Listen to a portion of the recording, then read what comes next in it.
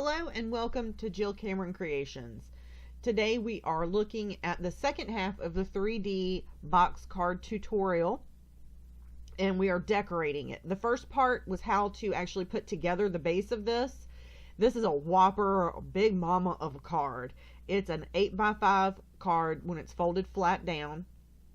When it's popped up, it's 4x4x5, and it's square on the base, and it has 3 different layers to it. It has the outside, 2 inside pieces, and then the main inside piece in the back.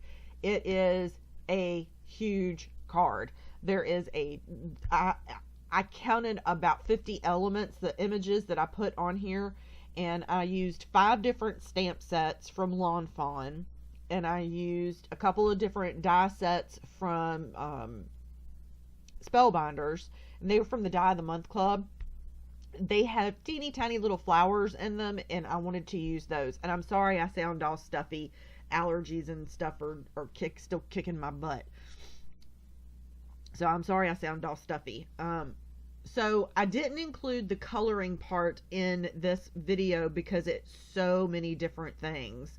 But I did want to show you how I decorated this pop-up box, this 3D pop-up box card.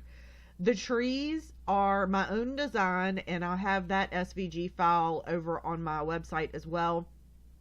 Some of the dies that I used were Lawn Fawn's cloud dies and the sunshine dies.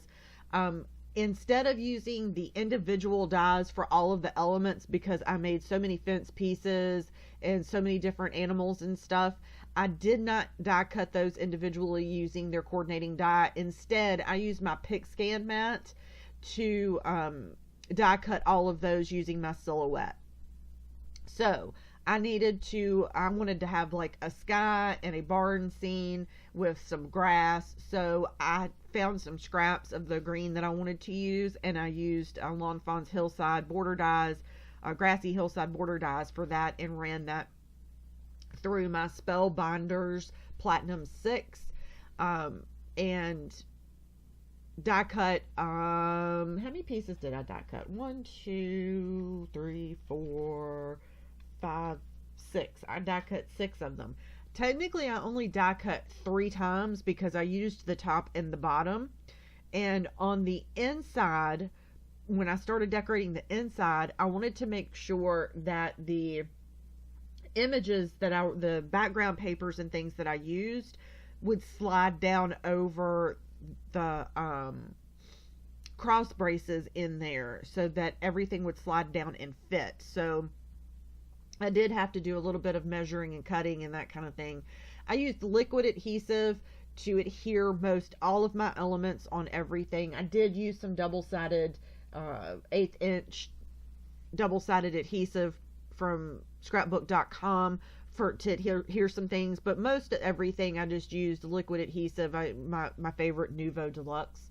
And I added everything in full sheets on the front, and then took scissors and trimmed it out, which I didn't show because I didn't realize at the time that I was completely off camera when I was cutting it. And I realized it as I was editing the video. The only thing you could see is my hand moving, and I'm like, what in the world am I doing? And it was because I was trimming it, and I had to have it so close up to my face so I could make sure that I was getting the lines where I needed them to be correctly. Again, I'm so sorry that I'm stuffed up sounding. So anyway, I decorated the front and the back. The patterned paper that I'm using here, it has a really faint white circle pattern on one side, and then the other side is blue and white polka dots. And I think this is some old Stampin' Up paper. I believe so. I just pulled out a sheet of patterned paper out of my stash. And if you're a crafter and have been crafting it all for very long, you have a huge stash of patterned paper that most of it you kind of might know where it came from, but most of it you're like, no idea. I think this is Stampin' Up from a long time ago. So I used the faint circles on the outside, and then the bright polka dots, the stark polka dots on the inside. And I put the sky down to where the the braces actually attached to the inside of the card, I put everything down to that point and just slid those pieces in, and then I took my scissors and trimmed off the top of it right up against that card. And it's really easy because you just fold it flat and then you can trim everything off, and you can see the very tip of my scissors there. And I'm sorry, I had to pull it up close to me, and then I took my little scissors and made some additional trim marks there. Now with the grass, like I said a minute ago, so that it would slide down in there, I made some marks where those were and pulled out my paper trimmer and trimmed and made little slits in the grass so it would slide down in there. I didn't worry about measuring them. I just cut them to where they were about an inch deep and slid it right in there, and it worked beautifully. It was perfect. Exactly what I needed to happen. And that way it fits beautifully. It slid down in there and it covered the back of the card, and perfect. You could also do that, of course, with the cross braces. I didn't go that far because the front of my card has so much going on, you don't really notice it. But of course you could definitely cover the cross braces, or you could do the cross braces out of a completely different paper. I don't recommend making the base out of anything other than going above 80-pound cardstock, because you're adding so much more to this, then a card gets really, really heavy if you do. So I stuck with 80-pound Nina Solar White. 110-pound, I didn't think that it would hold up very well, in that it would be too hard to bend and my creases would crack, so I didn't want that to happen. I started putting together the back side of the card, and this was just kind of my thought process. I wanted it to look like they were all in a fun barnyard scene, and I made sure some stuff hung off the side and went back and cut it so that it was going around the edge of the card, including the I didn't take the fencing all the way around. I didn't want to do that, but I did put pieces of fence all the way around, and I trimmed off the clouds so they were hanging off, and I added all the animals. I put a tree on the back, and there's actually a video over on Facebook that I did showing how I colored those trees, and it's the stipple method. Instead of like doing commas or anything like that, you do little dots all over it, and I think that gave it a much more fun look for those trees to go on this card, and it worked beautifully, and I absolutely loved it. And I have a video over on Facebook that's on my Facebook page, Jill Cameron Creations, and you can see that video over there of how I colored those trees if you want to check that out. And it's just really quick, and I do it from the side so you can actually see the tip of the marker touching the paper, and how easy and gentle I'm doing it, and how quickly I work that as well and switch between all the colors, and it goes very, very quickly. So here I decided that I needed to put all the party hats on all the animals and all that kind of stuff, and I needed a strip to put on the back of my fox that's going to hold, is that a fox or a wolf? I think I kind of colored him as a wolf, a gray wolf, which was fine too, but he's holding the birthday cake. So I had to put a little brace on the back of him so that I could stick him on the center, and he folds flat down. He's not folded or anything, just the way that I have him positioned on the center there, he just folds flat down, and I didn't have to fold him or anything. He kind of stands out there from the center of the card, and it's super, super, super cute, super easy, and he's holding the cake there. And the flowers and all the little stems I put in behind that to cover up the white, and it just kind of makes it look like a little special background. I used my jewel picker and some liquid adhesive to add all the party hats and the accessories to all of my critters, and slid those down and around on my desk there, so that I'm sorry, my desk is a hot mess. It has a ton of stuff going on because, oh yeah, I had a ton of images that were going on this card. My desk was a hot mess the whole time.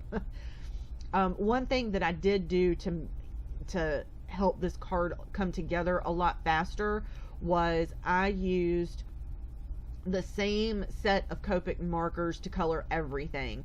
So I picked out all of the pinks and violets, and I also picked out the aqua color. All of the grays are the same, all of the browns are the same. I just used them in different variations. The list of the colors that I used is over on my blog, as well as links to where you can purchase your Copic markers, and Blick Art is one of my favorite places to purchase Copic markers. They have really good price, they have really great customer service, and they are really fast in their shipping. So, and how I made all these little stems and flowers and things was, you can see it on the left there. You can see that stripe of purple and the stripe of teal, and it has little die cuts out of it. And that's what I did. Is I took a piece of Nina Solar White, and I took the marker across it and just colored it in, and then die cut the different things from it, and then just layered everything behind there, behind the big wolf, and to see the flowers behind him, so it made it look really special. And you can see that I put a tree and actually creased the tree and put it in the fold back there. And then I'm just adding all of the elements, stacking them up on each other. I had so much fun making this card. It is a Big Mama card, and it did take me a long time. It probably took me total time, including putting the base together, including coloring everything. It probably took me 4 hours, and I didn't do it all at once. I didn't sit down and do it all at once. It did take me a while to get everything done, just the sheer nature of it. If I had die cut all of those little itty bitty pieces by hand using their coordinating dies, I'd have been there 5 hours, because it would have taken me an hour just to die cut everything. So that's another reason why I really, really do like using my silhouette. I need to do a calibration on it. You'll notice on some of the images it cut a little bit close to the left side, and I'm moving my stool that's under my feet. It decided it wanted to creep out on me, and I don't want to make it make bad noises on the floor. There we go.